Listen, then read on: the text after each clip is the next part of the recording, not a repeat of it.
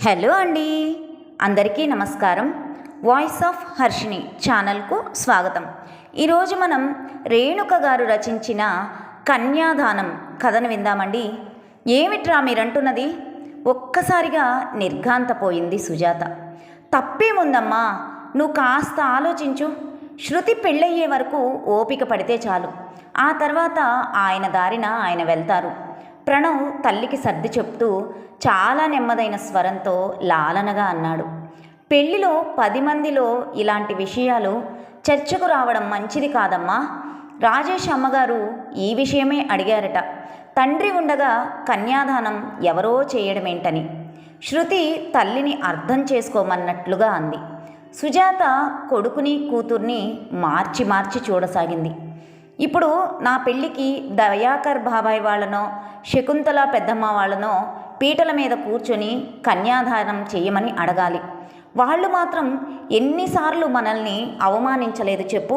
అవన్నీ మనసులో పెట్టుకోకుండా మన అవసరం కోసం ఇప్పుడు అభిమానం చంపుకొని అడగడానికి సిద్ధపడ్డాం. అదేదో నాన్ననే పిలుద్దామమ్మా, 10 మందిలో మనకు కూడా గౌరవంగా ఉంటుంది. మెల్లని స్వరంతో చెప్తున్నప్పటికీ శృతి స్వరంలో ఓ తీర్మానం చేస్తున్న ధ్వని అయితే సుజాత చెవులను తాకింది. నన్ను ఆలోచించుకోనివ్వండి.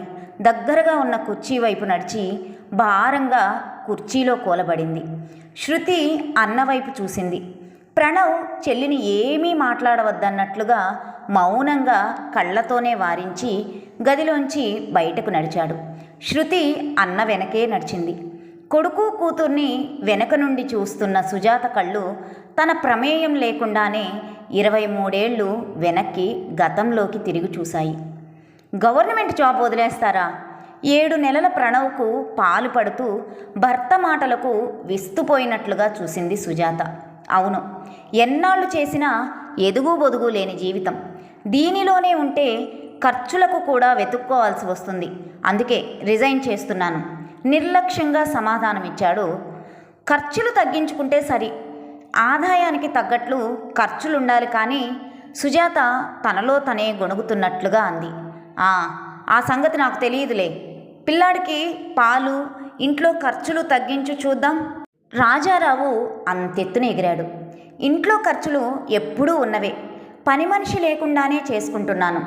పసివాడ పాల ఖర్చు అంత ఎక్కువ అనిపిస్తోందా మీకు? ఆదివారం ఫ్రెండ్స్తో పార్టీలు తిరుగుళ్ళు లేకపోతే ఎంతో తగ్గించినట్లే. ఎప్పుడు అంతకు మించి పెద్దగా మాట్లాడడం అలవాటు లేదేమో. సుజాత స్వరం సన్నగా పలికింది.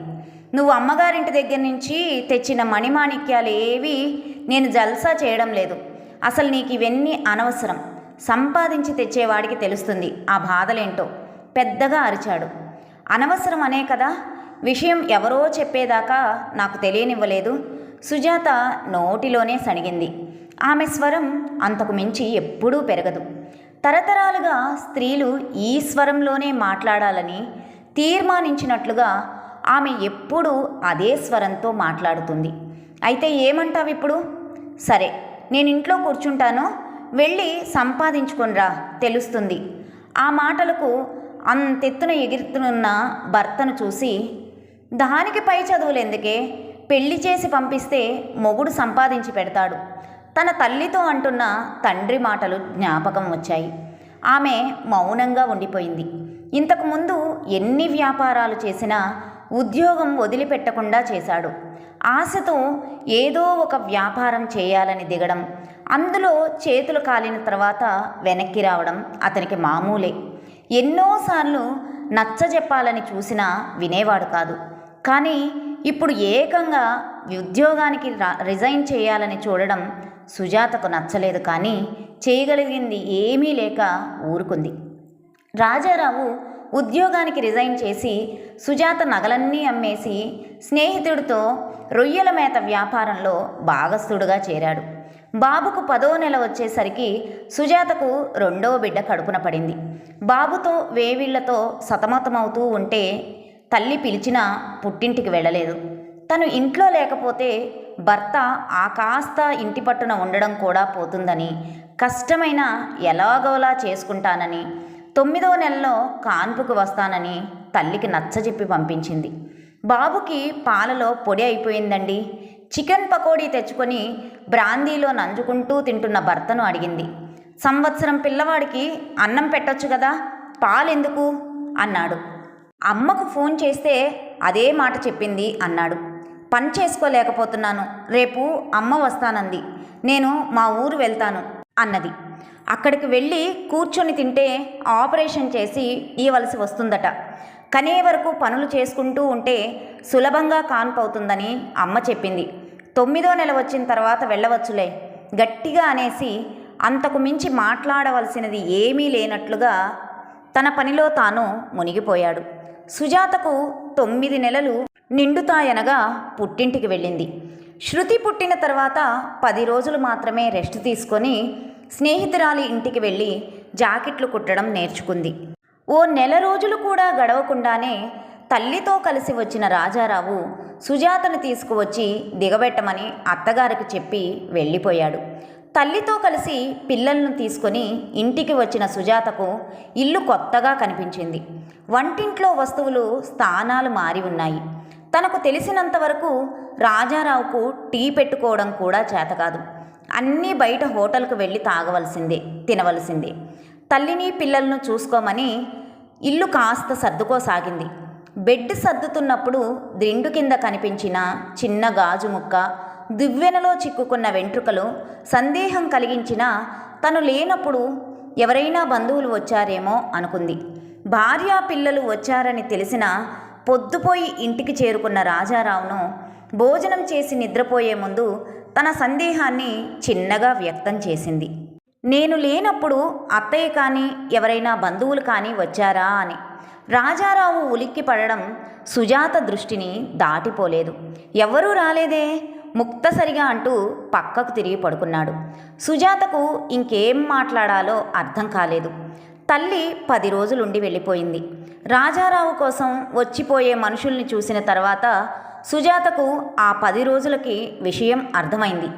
ఏం చేశాడో కానీ భర్త బాగా అప్పుల పాలయ్యాడు.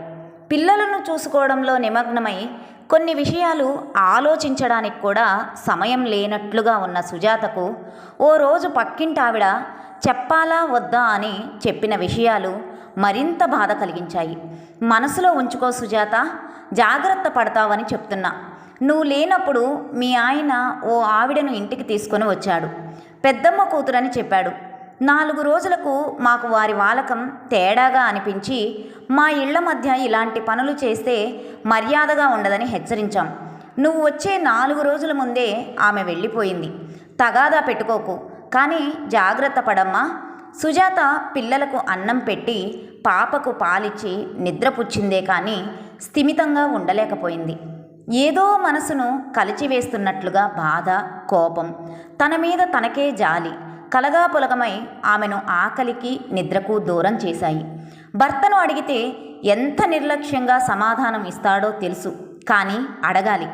ఏమని అడగాలి ఆలోచిస్తోంది. అనాలనుకున్న మాటలు వల్లె వేసుకుంటోంది. ఎందుకు భయపడాలి? తప్పు చేసిన వారు భయపడాలి, తనకేం భయం? కానీ ఆమెకు అలా అతన్ని నిలదీసే అవకాశమే ఇవ్వలేదు.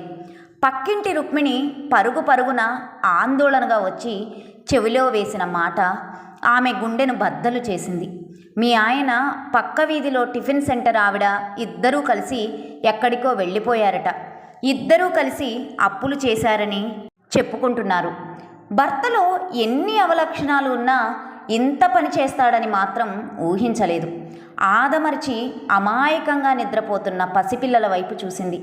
రేపు ఈ మాట తలుచుకుంటేనే కాళ్ళు గజగజ వణకసాగాయి. కళ్ళ వెంబడి నీళ్లు కారిపోతుంటే నిర్వికారంగా నిస్తేజంగా చూస్తున్న సుజాతను చూసి రుక్మిణి చలించిపోయింది.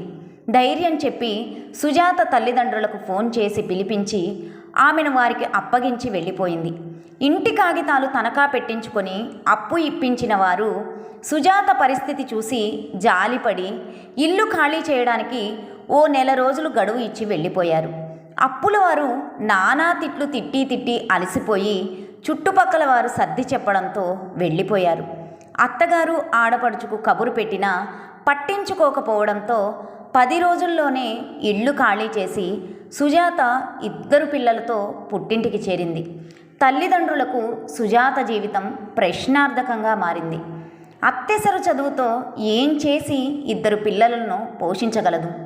తాము ఉన్నంత వరకు తమకు వచ్చే పెన్షన్తో ఎలాగోలా నెట్టుకు రాగలరు. తమ తదనంతరం సుజాత పరిస్థితి ఏంటి? రిటైర్ అయిన తర్వాత వచ్చిన డబ్బుతో సుజాతకు బంగారం పెట్టి వీలైనంత ఘనంగా పెళ్లి చేశారు. అల్లుడు ప్రభుత్వ ఉద్యోగస్తుడు, కూతురు జీవితం సాఫీగా సాగిపోతుందనుకున్నారు. అల్లుడు కూతుర్ని బాధ పెడుతున్నా తప్పదు కదా అని ఆలోచించని సగటు మనుషులు మనసులు వారివి. ఇప్పుడు ఉన్న ఫలాన ఇంత కష్టం. కన్న హృదయాలు సుజాత గురించి ఆలోచిస్తుంటే సుజాత తల్లి హృదయం పిల్లల గురించి ఆలోచించసాగింది. ఏం చేయాలి, ఏం చేయాలి, ఏం చేయాలి? విచిత్రంగా ఆమె మనసు తనను వదిలి వెళ్ళిన భర్త గురించి ఒక్క క్షణం కూడా ఆలోచించడం లేదు. పిల్లల పోషణ, వారి చదువుల కోసం ఏం చేయాలి, ఇదే ఆలోచన. పుట్టి పెరిగిన ఈ 25 ఏళ్లలో తనను తాను పోషించుకోవడానికి అవసరమైన విద్యే తను నేర్చుకోలేదా? తన 10వ తరగతి చదువు తనకు ఉద్యోగాన్ని ఇవ్వకపోవచ్చు, కానీ ఇంకేమీ చేయలేదా అని ఆలోచిస్తూ ఉంది. ఏమైనా మన సుజాత చేసిన పచ్చళ్ళ ముందు బిర్యానీలు కూడా దిగదుడిపే. తండ్రి భోజనం చేస్తూ మెచ్చుకుంటుంటే సుజాతకు చటుక్కున ఆలోచన తట్టింది. అనుకున్నదే తడవుగా తల్లిదండ్రులతో తన ఆలోచన చెప్పింది. నువ్వు కష్టపడతావా తల్లి? నేను ఉన్నంత వరకు నీకు నీ పిల్లలకు ఏ కష్టం రానివ్వను. తండ్రి కళ్ళనీళ్లు పెట్టుకున్నాడు. ఆడపిల్ల గడప దాటకూడదు, కష్టం చేయకూడదు. కాలానుగుణంగా తండ్రి భర్త కొడుకు పోషణలోనే ఉండాలని నియమం ఉందా నాన్న? అలాంటి నియమాలే కదా నన్ను ఈరోజు ఈ స్థితిలో నిలబెట్టాయి. ఇప్పటికైనా నన్ను నా కాళ్ల మీద బ్రతకనివ్వండి నాన్న, సుజాత ఖచ్చితంగా చెప్పింది. బజారు నుండి అవసరమైన సరుకులు తెప్పించింది. మొదట కొద్ది మోతాదులో పచ్చళ్ళు పెట్టి చిన్న చిన్న శాంపిల్ ప్యాకెట్లు చేసి షాపుల్లో ఇచ్చి వచ్చింది. వద్దమ్మా, ఉన్న పచ్చళ్ళు అమ్ముడు కాక చస్తున్నాం. షాపు యజమాని విసుగ్గా అన్న మాటలకు చిరునవ్వుతో ఎప్పుడైనా అవసరమైతే చెప్పండి అని ఫోన్ నెంబర్ ఇచ్చేది. క్రమేణా చిన్న చిన్న ఆర్డర్లు రాసాగాయి. పచ్చళ్లతో పాటు భోజనాలు వండి ఉద్యోగస్తులకు క్యారియర్లు ప్యాక్ చేసి పంపించడం ప్రారంభించింది. నాణ్యమైన సరుకులతో జాగ్రత్తగా ఎలాంటి పొరపాట్లు జరగకుండా చూసుకునేది. రాముడితో పాటు రావణాసురులు, సుమిత్రతో పాటు శూర్పణఖలు పుట్టిన నేల ఇది. అలాంటి వారు ఎదురైనా చాలా మర్యాదగా సమాధానం ఇచ్చేది. ఆ ఓర్పు రావడానికి కారణమైన భర్తకు మనసులోనే ఓ నమస్కారం పెట్టేది. క్యాటరింగ్ నుండి పెద్ద హోటల్ పెట్టే స్థాయికి ఎదిగింది. పనిచేసేవారును నమ్మకస్తులను పెట్టుకుంది అనే కంటే ఆమె మంచితనం వల్ల వారే నమ్మకస్తులుగా అయ్యారు అనడం సమంజసమేమో. దూరమైన బంధువులు దగ్గరయ్యారు. పిల్లలు పెద్దవాళ్ళయ్యారు. తల్లిదండ్రులు కాలగర్భంలో కలిసిపోయారు. రాజారావు ఆమెతో కలిసి ఎక్కడ ఉంటున్నాడో తెలిసినా సుజాత పట్టించుకోలేదు. ఎవరైనా చెప్పేందుకు ప్రయత్నం చేసినా అతని ప్రస్తావన వద్దని నిష్కర్షగా చెప్పేది. ప్రణవ్, శృతి ఇద్దరూ చదువులో తెలివిగలవారే. చదువులు పూర్తి కావడంతోనే ఉద్యోగంలో చేరారు. శృతి తన ఆఫీసులో పనిచేసే కొలీగ్ రాజేష్ ప్రపోజ్ చేశాడని చెప్పడంతో వారితో మాట్లాడింది. వియ్యంకుల వారితో రాజారావు విషయం కూడా చెప్పింది. పెళ్లికి ముహూర్తాలు కూడా పెట్టుకున్నారు. పూజారి కన్యాదానం ఎవరు చేస్తున్నారు అని అడగడంతో వచ్చిన సమస్య ఇది. ప్రణవ్, శృతి తమ తండ్రిని తీసుకువచ్చి కన్యాదానం చేయిస్తే శృతి అత్తగారి తరపు బంధువులలో ఎలాంటి చిన్నతనం ఉండదు కదా అని ఆలోచిస్తున్నారు. సుజాత ఇంటిలో శృతికి కాబోయే అత్తమామలు, సుజాత మేనమామ, కొడుకు దయాకర్ దంపతులు, పెద్దమ్మ కూతురు శకుంతల దంపతులు ఆసీనులై ఉన్నారు. ఇదంతా అమ్మకు మతి ఉండే చేస్తుందా అన్నయ్య? ఏదైనా మాట్లాడుకొని మనమే తేల్చుకోవాలి కానీ వీళ్ళందరినీ ఎందుకు పిలిపించినట్టు? శృతి వంటింట్లో కాఫీ కప్పులలో పోస్తూ బాధపడింది. సరే, అసలు వారిని ఎందుకు పిలిచిందో ప్రణవ్ సాలోచనగా అన్నాడు. నా భర్త నన్ను వదిలేసి వెళ్ళిన విషయం మీ అందరికీ తెలుసు. ఇన్నాళ్లుగా ఆ మనిషి సహకారం లేకుండానే నేను నా పిల్లలను పోషించాను, చదివించాను. ఎప్పుడూ కూడా అతని అవసరం నాకు వస్తుందని అనుకోలేదు. ఇప్పుడు ఇన్నేళ్లకు కన్యాదానం పేరుతో అతని అవసరం నాకు ఉందని చెప్తున్న నా పిల్లల అమాయకత్వానికి నాకు నవ్వొస్తోంది. అందుకే మీతోనే మాట్లాడాలని పిలిపించాను. నడక కూడా సరిగా రాని పసికందుల్ని అమాయకంగా తనను నమ్మి పుట్టింటి వారు ఇచ్చిన ఆస్తిని బంగారాన్ని ఆయన చేతిలో పెట్టిన నన్ను నిలవ నీడ కూడా లేకుండా చేసిపోయిన అతనికి తండ్రి స్థానం హోదాలో కన్యాదానం చేసే అర్హత ఉందంటారా? అది కాదు సుజాత. భార్యాభర్తలు ఇద్దరూ పీటల మీద కూర్చొని కన్యాదానం చేయడం మన సంప్రదాయం, దయాకర్ చెప్పబోయాడు. ఆ భార్యాభర్తలు ఇద్దరూ కలిసి పిల్లలను పెంచి పోషించడం సంప్రదాయం కాదా? తన బాధ్యతను తను సక్రమంగా నిర్వహించని వ్యక్తికి ఈ హోదా ఇవ్వడం అవసరమా? నువ్వు ఇంత బాధపడతావని అనుకోలేదమ్మా. దయాకర్ బాబాయో శకుంతల పెద్దమ్మో చేస్తారు, ఇక బాధపడకు. ప్రణవ్ అడ్డు వచ్చాడు. అంటే నాకు కన్యాదానం చేసే అర్హత లేదా? అర్హత లేని ఆ వ్యక్తి ప్రక్కన కూర్చుంటేనే ఆ అర్హత వస్తుందా? అందరి వైపు సూటిగా చూసింది. నువ్వు ఒక్కదానివే పీటల మీద కూర్చుని కన్యాదానం చేస్తావా? శకుంతల నివ్వెరపోయింది. అవును. సుజాత ముఖంలో నిశ్చయం కనిపించింది. నేను ఒక్కదాన్నే పిల్లలను పోషించినప్పుడు లేని అభ్యంతరం నేను ఒక్కదాన్నే కన్యాదానం చేయడానికి ఎందుకు? తల్లి తండ్రి అవసరమైన ప్రతి కార్యంలో నేను ఒక్కదాన్నే చేశాను. మరి మీ అభిప్రాయం చెప్పండి. అలా వీలు కాని పక్షంలో పిల్లలెటూ ఇష్టపడ్డారు కాబట్టి రిజిస్టర్ మ్యారేజ్ చేద్దాం. ఆలోచించుకొని చెప్పండి. మర్యాదగానే అయినప్పటికీ ఖచ్చితంగా చెప్పింది. 50 ఏళ్ల తల్లిని, ఆమె మాటలలోని సత్యాన్ని నిశితంగా అప్పుడే గమనిస్తున్నట్లుగా చూస్తోంది శృతి. తను ఇలా ఎందుకు ఆలోచించలేకపోయింది? ఎవరో ఏదో అనుకుంటారనో, అత్తగారి తరపు వారు ఏమైనా అనుకుంటారేమో, కాబోయే భర్త చులకన చేస్తాడేమో అని ఎందుకు అనుకుంది? 10వ తరగతి చదివిన తల్లికే ఉన్న జ్ఞానం తనకు లేకపోయిందా? ఆమె దృష్టి గోడ మీద ఓ పద్ధతి ప్రకారం తగలించబడి ఉన్న ఫోటోలపై పడింది. తను పెద్ద మనిషి అయినప్పుడు అక్షింతలు వేస్తున్న తల్లి. మరో ఫోటోలో స్కూల్ ఫస్ట్ వచ్చినందుకు తనతో పాటు బహుమతి అందుకుంటున్న తల్లి. తను గ్రాడ్యుయేషన్ పట్టా తీసుకుంటున్నప్పుడు ప్రక్కనే నిలబడి గర్వంగా చూస్తున్న తల్లి. అంతటా తానై ఉన్న తల్లి. రేపు పెళ్లిలో కూడా అంతా తానై ఉంటుంది. అది ఇష్టమైతేనే ముందుకు వస్తారు పెళ్లివారు, లేకపోతే లేదు. మా అమ్మే మహారాణి. ఎవరు అవునన్నా కాదన్నా శృతి మనసులో గట్టి నిశ్చయం. అప్పటి వరకు మబ్బుల చాటు దాక్కున్న సూర్యుడు బయటకు రావడంతో వెలుగు రేఖలు జగమంతా పరుచుకున్నాయి. అజ్ఞానం అనే అంధకారంలో నుంచి అప్పుడే బయటకు వస్తున్నందువల్లేమో శృతి కళ్ళలో ఆ వెలుగు రేఖలు పడి ఓ మెరుపు మెరిసింది. ఆ మెరుపుతో పాటు ఆమె కళ్ళల్లో సన్నగా నీటి జీర. కూతురి కళ్ళల్లో ఆ మెరుపును స్పష్టంగా చూసిన సుజాత కళ్ళల్లో తన కష్టం ఫలించిన చెమరింపు. అవును, మా అమ్మే కన్యాదానం చేస్తుంది. కథ సమాప్తం. విన్నారు కదండి. ఈ కథ మీకు నచ్చినట్లయితే లైక్ చేయండి, షేర్ చేయండి, కామెంట్ చేయండి. నా ఛానల్ని సబ్స్క్రైబ్ చేసుకొని నన్ను ఎంకరేజ్ చేయండి. ఉంటానండి.